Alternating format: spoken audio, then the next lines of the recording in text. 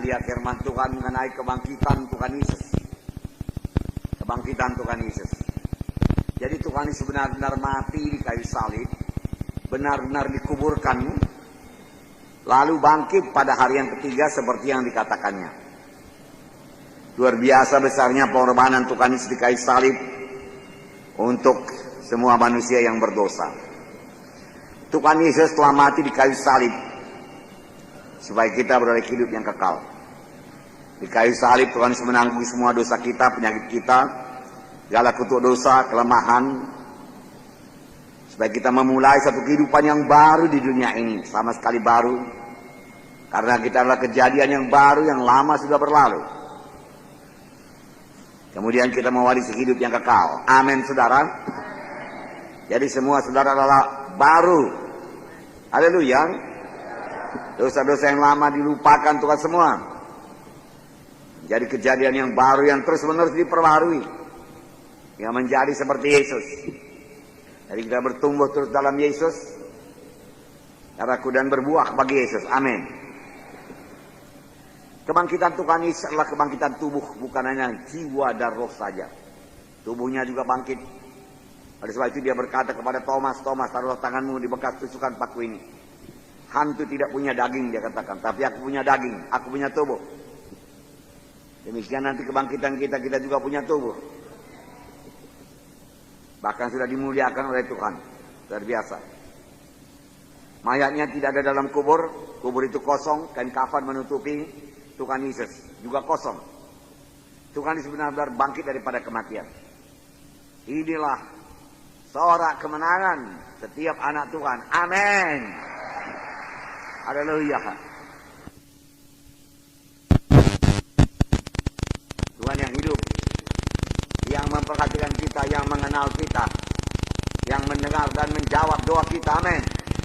Yang mengasihi kita, yang mau memberkati kita, yang menyatu dengan kita, tinggal dalam kita dan kita dalam dia. Dan kita semua menjadi satu dalam Yesus, amin. Inilah ceritanya, saudaraku. Malaikat berkata, saudaraku, ia tidak di sini. Ia telah bangkit. Saya bacakan Matius 28:5-6. Akan tetapi malaikat itu berkata kepada perempuan-perempuan itu, janganlah kamu takut. Sebab aku tahu kamu mencari Yesus yang disalibkan itu. Ia tidak ada di sini. Sebab ia telah bangkit. Sama seperti yang telah dikatakannya. Mari, lihatlah tempatnya berbaring. Malaikat berkata, ia tidak ada di sini, tidak di kuburan dia. Sebab ia telah bangkit sama seperti yang telah dikatakannya. Kebangkitan Tuhan adalah salah satu kebenaran yang utama dalam Injil. Dalam 1 Korintus 15 ayat 1-8. Dan sekarang saudara-saudaraku mau mengingatkan kamu kepada Injil yang aku beritakan kepadamu. Dan yang kamu terima. Dan yang dalamnya kamu berdiri teguh. Oleh Injil itu kamu diselamatkan. Asal kamu teguh berpegang kepadanya. Seperti yang telah kuberitakan kepadamu. Kecuali kalau kamu telah sia-sia saja menjadi percaya. Sebab yang sangat penting telah kusampaikan kepadamu, yaitu apa yang telah kuterima sendiri, ialah bahwa Kristus Yesus telah mati karena dosa-dosa kita sesuai dengan kitab suci, bahwa ia telah dikuburkan, dan bahwa ia telah dibangkitkan pada hari yang ketiga sesuai dengan kitab suci, bahwa ia telah menampakkan diri kepada Kefas dan kemudian kepada ke-12 muridnya. Sesudah itu ia menampakkan diri kepada lebih dari 500 orang sekaligus. Kebanyakan dari mereka masih hidup sampai sekarang, tetapi beberapa di antara telah meninggal. Selanjutnya yang menampakkan diri kepada Yakobus, kemudian kepada semua rasul. Dan yang paling akhir dari semuanya, ia menampakkan diri juga kepadaku, sama seperti kepada anak yang lahir sebelum waktunya. Yesus menampakkan diri kepada Paulus, sehingga dia menulis ini semua. Yang sangat penting kuberitakan padamu, yaitu Yesus telah mati dan telah bangkit. Yang menampakkan diri kepada perempuan-perempuan, kepada ke-12 murid, kepada Yakobus, kepada Petrus. Terakhir kali ia menampakkan diri kepadaku, Paulus berkata. Lalu Paulus masuk bilangan dari 12 murid, saudara. Terakhir kali Tuhan ceritakan semuanya sehingga Paulus dapat berkata, ia mati dan dia bangkit. Padahal Paulus tidak di situ waktu itu.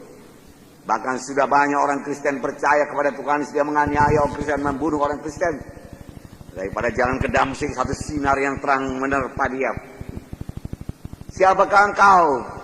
Paulus berkata, akulah Yesus yang kau aniayakan.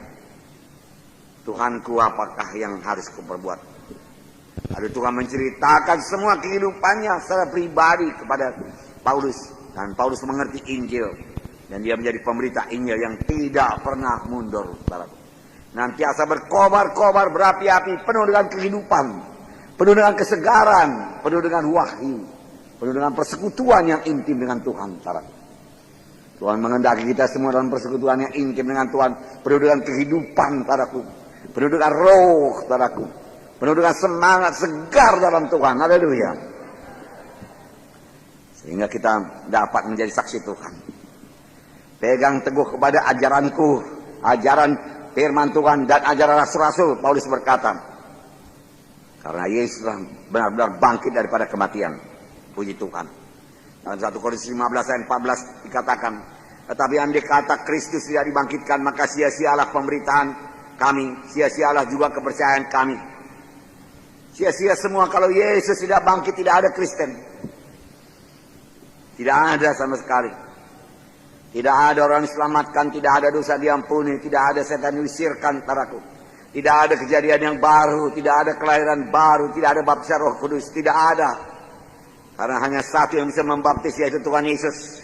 Hanya Dia yang bisa membaptis dengan Roh Kudus. Jadi kalau Yesus tidak dibangkitkan, tidak ada apa-apa hidup ini, saudaraku. Tidak ada sorga bagi kita, saudaraku. Tidak ada, saudaraku. Sia-sialah pemberitaan Injil saya ini. Sia-sia pemberitaan Paulus, sia-sia pemberitaan rasul-rasul, sia-sia pemberitaan segala hamba-hamba Tuhan yang benar di dunia ini. Tidak. Sia-sia semua.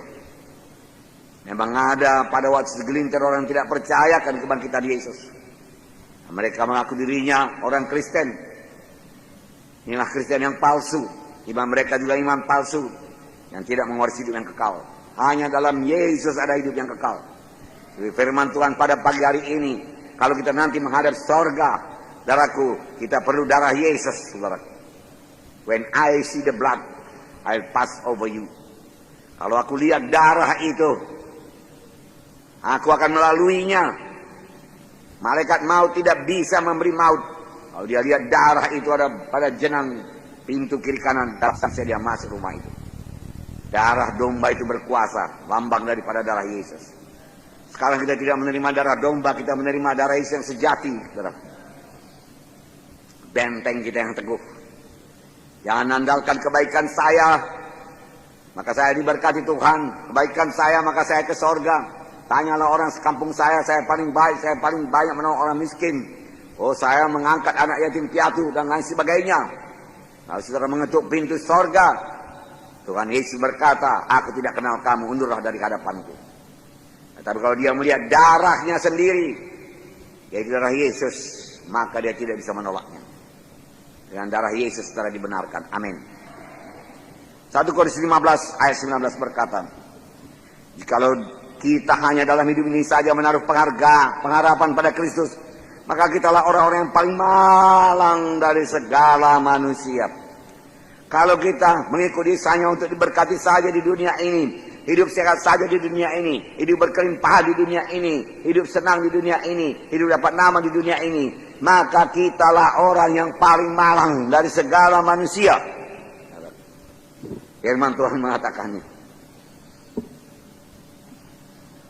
Paling malang.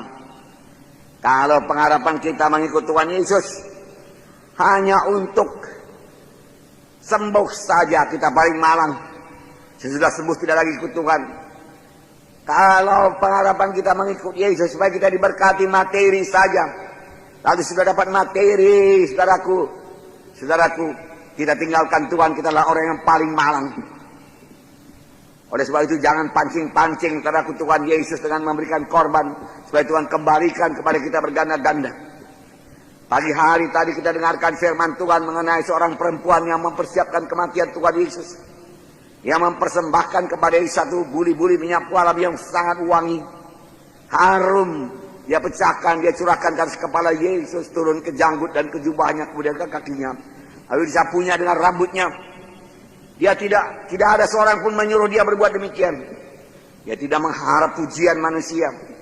Dia tidak mengharap supaya diberkati Tuhan 100 kali ganda, tidak 60 kali ganda, 30 kali ganda, tidak. Itu hanya menyatakan kasihnya kepada Tuhan Yesus. Bahwasanya dia sudah diselamatkan Tuhan Yesus. Itu merupakan penyembahannya kepada Tuhan Yesus. Harus setiap kali kita menyembah Tuhan, jangan dengan tangan kosong. Apakah yang dia dapat? Dia dapat pujian? Tidak. Dia dikritik oleh murid-murid. Nah, murid-murid berkata, kenapa dibuat pemborosan itu, bukankah bisa dijual 300 dinar dan uangnya diberikan pada orang miskin? Tuhan berkata, orang miskin selalu ada padamu, tapi dia ini berbuat demikian mempersiapkan kematianku. Hanya dia yang mempersiapkan kematian Yesus, saudaraku. Dan di mana saja ini diberitakan seluruh dunia, perbuatan ini harus diberitakan. Peringatan akan dia harus diberitakan, makanya saya beritakan. Makanya tiap-tiap kali kita memberikan korban kita, persembahan kita, persepuluhan kita, bukan dengan pengharapan diberkati Tuhan, dibuka Tuhan tingkap tiga langit dan curahkan berkat yang berkelimpahan kepada kita, bukan. Tetapi itulah penyembahan kita, kasih kita kepada Tuhan Yesus. Menyatakan kita sudah selamat. Saudaraku, ingat dari mana kita diangkat Tuhan. Lalu kita sangat bersyukur kepada Tuhan. Inilah Tuhan, ku persembahkan kepadamu. Bagaimana besarnya persembahan perempuan ini? 300 dinar harganya. Upah kerja 1 hari penuh pada waktu itu hanya 1 dinar. Yaitu upah kerja 300 hari penuh. Kalau tidak diambil sedikit pun, berarti setahun. Saudara, namun perempuan ini rasuk setan pada waktu itu sudah sakit-sakitan. Dia tidak bisa bekerja tiap hari. Saya percaya itulah seluruh hartanya yang ada padanya. Tidak ada hartanya yang lain. Persembahkan kepada Tuhan. Tuhan melihat bukan hanya persembahan, bukan hanya minyak narwastu. Tuhan melihat sampai ke dalam hatinya. Saudaraku, Tuhan melihat besarnya kasihnya, pengorbanannya, penyembahannya. Dilihat Tuhan semua. Tentu saja Tuhan memberkati walaupun tidak diharapkan. Pada waktu memberi itu tidak ingat itu, hanya ingat Yesus. Hanya ingat ucapan syukur. Hanya ingat untuk menyembah Tuhan. Tidak cukup dengan air mata Tuhan, tidak cukup. Tidak cukup dengan tangan disusun menyembah Engkau. Harus dengan persembahan yang kudus. Dari dasar hati. Saya telah menyaksikan beberapa orang memberikan persembahan-persembahan besar seperti ini. Dan hidupnya dan hidup anak-anaknya, keturunannya diberkati Tuhan.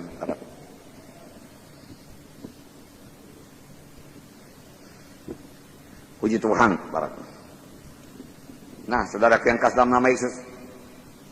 Jadi kalau pengharapan kita hanya untuk dalam dunia ini saja, seperti berkat-berkat berkelimpahan, seperti harta, hidup senang, bebas daripada penyakit, dalam mengikut Tuhan, maka kita adalah orang yang paling malang. Ada hidup yang kekal, fokuslah kepada hidup yang kekal. Ada rumah di sorga, tahukah saudara?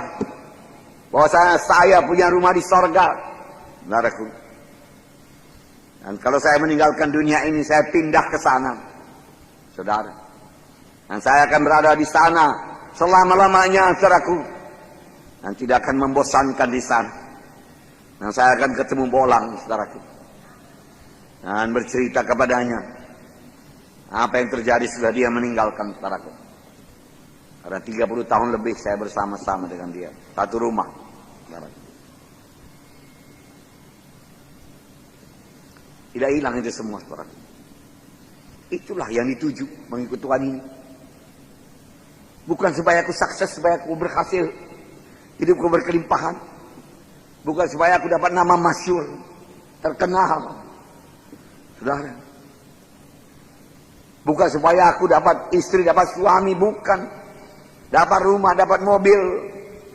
Saudaraku yang kekasih dalam nama Tuhan Yesus, cari dahulu kerajaan Allah dan kebenarannya, maka sekaliannya ditambahkan kepadamu.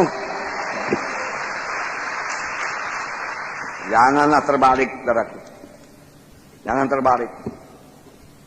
Tuhan tidak keberatan dengan mobil-mobil, Tuhan tidak keberatan dengan rumah-rumah. Saudara, asal kita mengikut Tuhan. Saudara. Luar biasa. Kebangkitan Kristus, kebangkitan Yesus membuktikan bahwasanya dia Allah adanya. 1 Yohanes 10 ayat 17-18. Bapa mengasihi aku, oleh karena aku memberikan nyawaku untuk menerimanya kembali. Tidak seorang pun dapat mengambilnya daripadaku, dan aku memberikannya menurut kehendakku sendiri. Aku berkuasa memberikannya, aku berkuasa mengambilnya kembali. Inilah tugas yang kuterima dari Bapakku. Tidak ada orang seperti ini. Aku memberikan nyawaku, mati, dan aku ambil kembali. Tidak ada orang berkuasa mengambilnya. Tetapi karena dia Allah, dia sanggup. Tidak seorang pun sanggup mengambilnya daripadaku. Tetapi aku menyerahkan nyawaku dan aku mengambilnya kembali. Saudaraku. Dan dia hidup, saudaraku. Kebangkitan Tuhan Yesus, saudaraku, menjamin kita menerima warisan yang kekal. Ini yang diharapkan. Saudaraku, kalau pengharapan kita hanya 1 mobil, 2 mobil, 1 rumah, 2 rumah. Saudaraku, mari maju. Cari kerajaan sorga, menangkan jiwa-jiwa. Haleluya, saudara. Pada waktu kami memulai pelayanan ini, saya dan istri saya melupakan segalanya, mengorbankan segalanya. Saudaraku, lalu kami sebagai orang mabuk, saudaraku, siang malam mengerjakan pekerjaan Tuhan. Saudara, istri saya meninggalkan prakteknya dokter spesialis yang banyak pasiennya, saudaraku. Cukup melimpah untuk hidup di dunia ini kalau diteruskan, saudara. Saya meninggalkan masa depan saya, saudaraku. Saudara, semua saya lupakan semua, saudara. Hanya Yesus saja. Lalu kami bekerja luar biasa. Saudaraku, lalu Tuhan yang tidak menyayangkan anaknya yang tunggal memberikannya kepada kami. Masakan dia menahankan segala sesuatu daripada kami. Kami dapat kerajaan sorga, kami dapat Yesus. Lalu kami dapat segalanya. Saudaraku. Segalanya. Saudara, ada waktu-waktu berkorban, ada waktu-waktu menuai. Ada waktu menabur, menuai, tidak berhenti-henti. 1 Petrus 1, 3 dan 4. Terpujilah Allah Bapa Tuhan kita Yesus Kristus yang karena rahmat-Nya yang besar telah melahirkan kita kembali oleh kebangkitan Yesus dari antara orang mati kepada suatu hidup yang penuh pengharapan. Kita dilahirkan kembali kepada satu hidup baru yang penuh pengharapan. Apakah itu? Untuk menerima satu bahagian yang tidak dapat binasa, yang tidak dapat cemar, dan yang tidak dapat layu, yang tersimpan di sorga bagi kamu.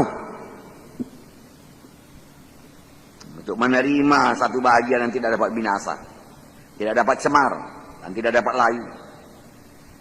Darah harta dunianya akan layu, rumah-rumah akan lapuk, berlumut, saudaraku. Dan tua, saudaraku. Pakaian kita juga akan menjadi tinggalan zaman, saudaraku. Semua dalam dunia ini sementara saja. Tapi warisan di sorga kekal. Tidak dapat cemar dan tidak dapat layu. Tersimpan di sorga bagi saudara dan saya. Haleluya. Sebagai warisan, sebagai upah, saudara bekerja buat Tuhan. Saudaraku, upahnya di sorga. Itulah yang kita cari, saudaraku. Yesus mati supaya kita ke sorga, saudaraku. Bukan hanya supaya kita keberkatan di dunia ini saja, hidup baru di dunia ini saja, tidak. Supaya kita ke sorga. Bersama-sama dengan dia kelak. Saudaraku, penampakan diri Yesus. Wow.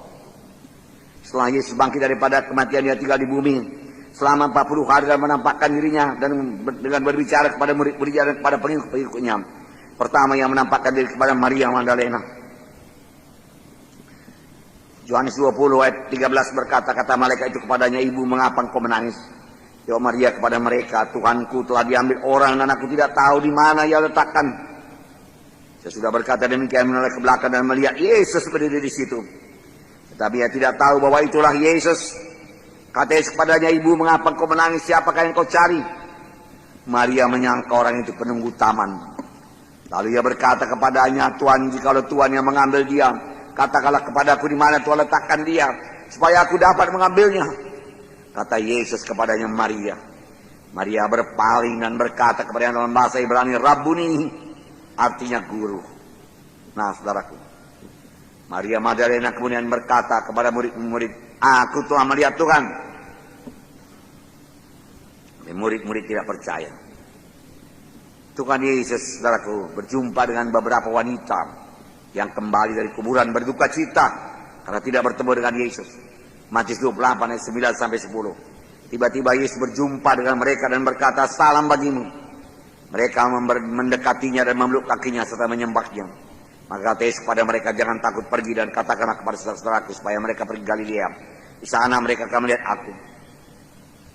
Nah, saudaraku yang kasih dalam nama Yesus, Tuhan Yesus berjumpa dengan dua orang murid menuju Emmaus.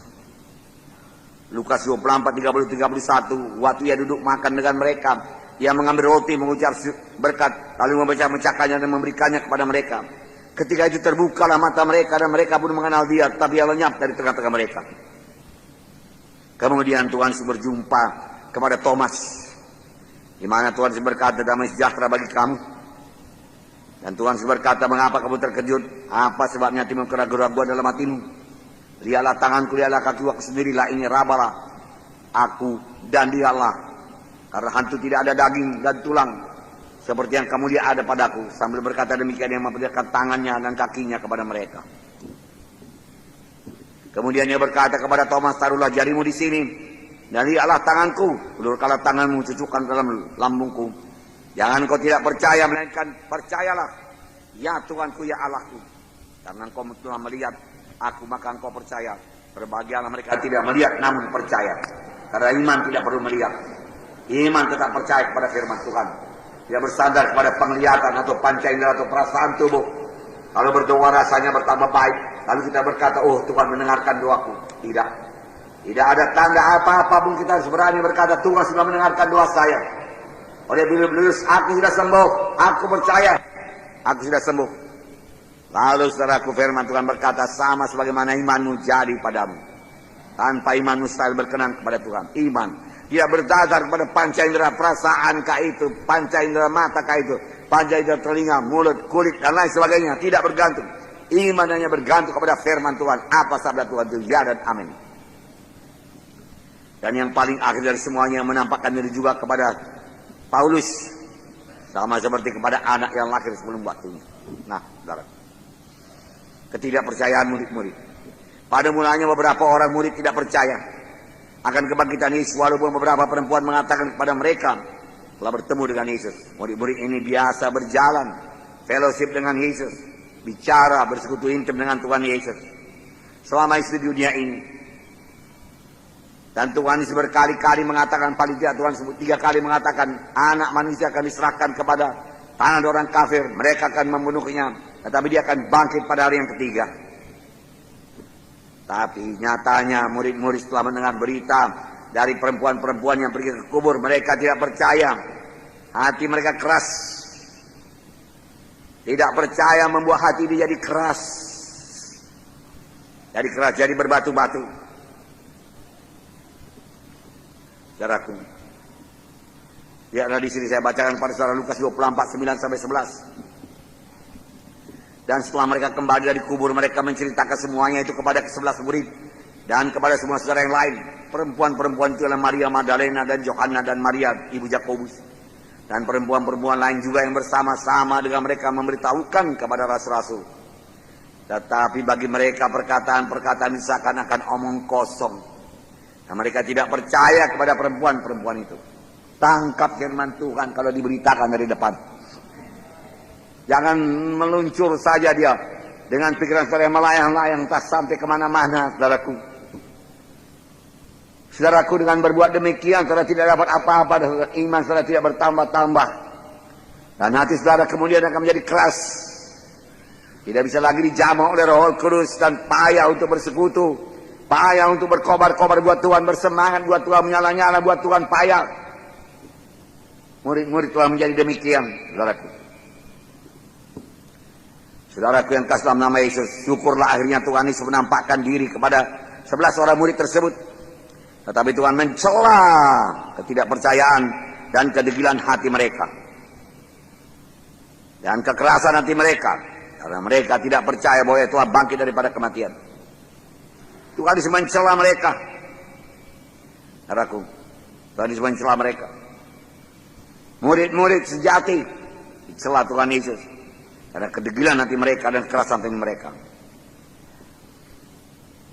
Rupanya selama Yesus dalam kuburan dan menghadapi begitu dahsyatnya saudaraku segala kejadian-kejadian peristiwa di salib sampai ke kubur saudaraku, setan saudaraku menerobos hati mereka dan menaruhkan bibit-bibit ketidakpercayaan, bibit-bibit manusia lama, bibit-bibit manusiawi dalam pikiran mereka. Ingat, peperangan rohani berlangsung dalam pikiran kita. Itu sebabnya pada pagi hari tadi kita dengarkan bahwasanya Tuhan Yesus beri mahkota duri supaya kita membaharui pikiran kita, mengisinya dengan firman Tuhan, dengan pikiran yang besar. Saudaraku, jangan pikiran yang sempit, yang positif, berkemenangan dan percaya, bukan pikiran negatif dan kalah, bukan pikiran ketakutan, khawatir. Bagaimana kalau tabrak mobil? Bagaimana kalau banyak tantangan? Bagaimana kalau aku tidak berhasil? Tidak ada, aku berangkat, aku berhasil. Karena aku beserta dengan Tuhan. Aku berangkat, aku membangun sidang. Karena Tuhan besertaku. Dan Tuhan memang berkata, aku menyertai kamu sampai kepada akhir zaman. Percayailah firman Tuhan. Firman Tuhan itu bagi saudara. Dan akan digenapkan Tuhan supaya saudara mempercayainya, saudaraku. Dengar suara Tuhan dan segera patuhi, jangan berlambat-lambat. Tuhan Yesus berkata, domba-domba aku mendengarkan suaraku. Aku mengenal mereka dan mereka mengikut aku. Mereka mengenal aku. Murid-murid tidak mengenal Yesus lagi, saudaraku. Yesus bicara kepadanya sepanjang jalan ke Emmaus sampai ke kota Emmaus. Mereka tidak kenal bahwa saya itu Yesus.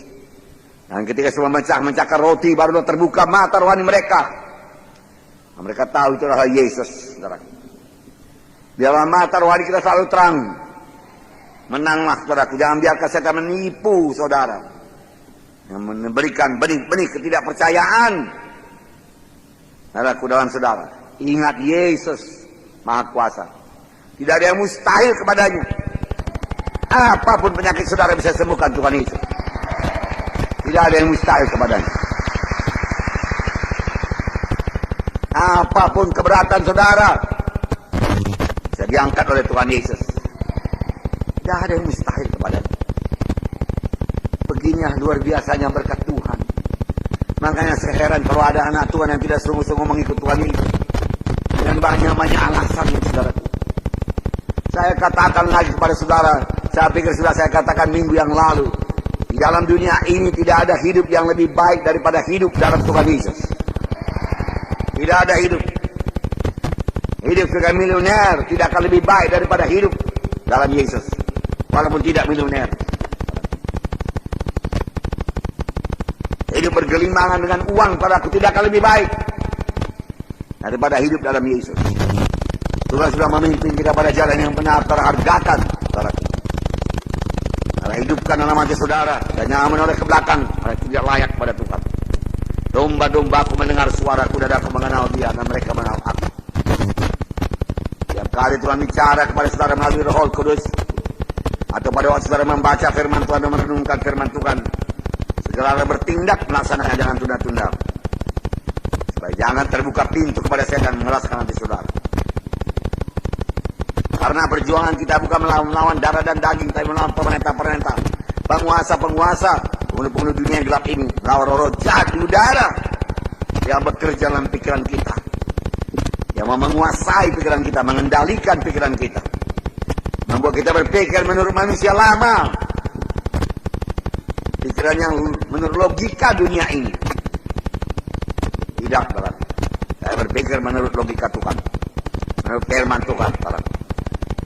Saya katakan kepada saudara, jangan kalau setan mulai menaruh pikiran-pikiran, saudara, atau pengetahuan teologi adalah dia katakan padaku yang tidak membawa kepada kuasa Tuhan, tolak saja. Tolak saja. Saudara. Firman Tuhan berkata, kita pilih apa yang kita pikirkan. Kita memilih. Karena Tuhan memberikan kehendak bebas kepada kita, kita memilih apa yang mau kita pikirkan. Kita bisa membuang apa yang tidak mau kita pikirkan. Dengan pertolongan Roh Kudus kita bisa buang pikiran jahat, pikiran porno, pikiran najis, angan-angan yang jahat, saudaraku. Tidak rohani, duniawi, buangkan. Apa yang disimpan-simpan? Tidur dengan nyenyak, bersekutu dengan Tuhan, malaikat Tuhan mengawali saudara. Buangkan segala sesuatu yang tidak patut untuk hidup sebagai anak terang, yang tidak layak bagi saudara untuk hidup sebagai anak terang. Buangkan semua. Tipu daya, akal-akalan. Tuhan berkata ya di atas yang ya dan tidak di atas yang tidak. Lebih daripada itu dosa. Maka Tuhan akan mengurangi saudara. Nah saudaraku, jangan lagi terima suara setan. Pikirkan perkara di atas. Seperti saya katakan tadi, pikirkan sorga. Apakah sudah cukup saudaraku peralatan rumah saudara di sorga, bahan-bahan rumah saudara di sorga? Kerjalah. Kerjalah, kerjalah, kerjalah.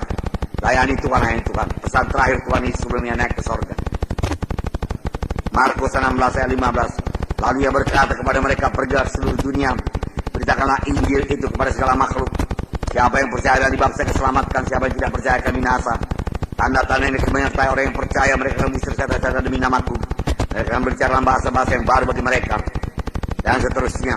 Sesudah Tuhan Yesus berbicara demikian kepada mereka, terangkat ayat ke sorga lalu sebelah kanan Allah. Mereka pun pergilah memberitakan Injil ke segala penjuru, dan Tuhan turut bekerja dan meneguhkan firman itu dengan tanda-tanda yang menyertainya. Tanda-tanda menyertai.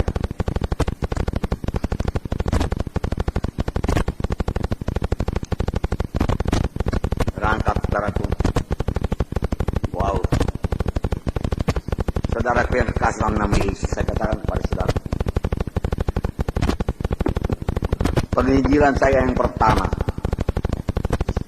saudaraku, pada waktu saya berumur kira-kira 25 tahun, 24-25. Dua orang saja kami, tanpa meeting, tanpa slide, hanya picture roll yang digulung itu. Satu picture roll yang besar itu, yang dahulu permulaan sedang kita pakai. Itu saja modalnya. Tidak ada surat undangan, tidak ada pemberitahuan kepada penghulu, tidak ada. Kami bahkan mencari tempat di mana kami bisa menginjil. Lalu tibalah kami jalan ke Tanah Seribu itu, saudaraku, Simpang 3 namanya. Saya lihat banyak rumah di situ berhenti. Lalu saudaraku, kami saudaraku di sudut jalan itu, saudaraku, dua orang menyanyi, tidak pakai mic. Saudara, jadi orang menyangka kami ini orang gila atau orang dari sorga tiba-tiba turun ke sana. Lalu anak-anak segera kumpul dia, saudaraku.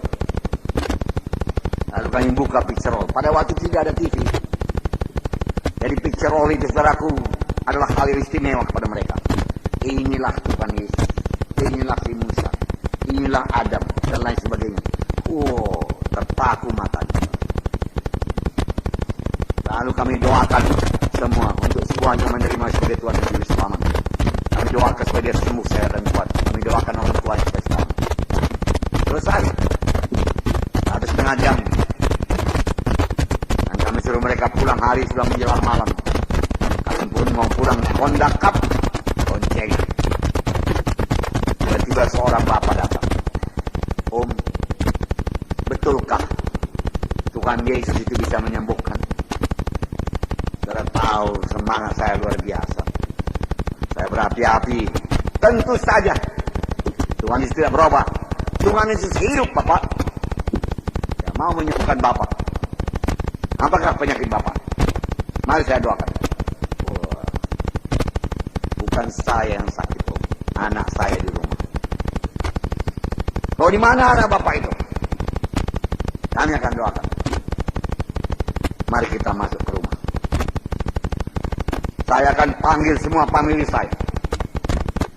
Dia tutup kedainya. Ada kedainya sebelah rumah itu kedai. Yang ini tempatnya tinggal, tapi bersatu.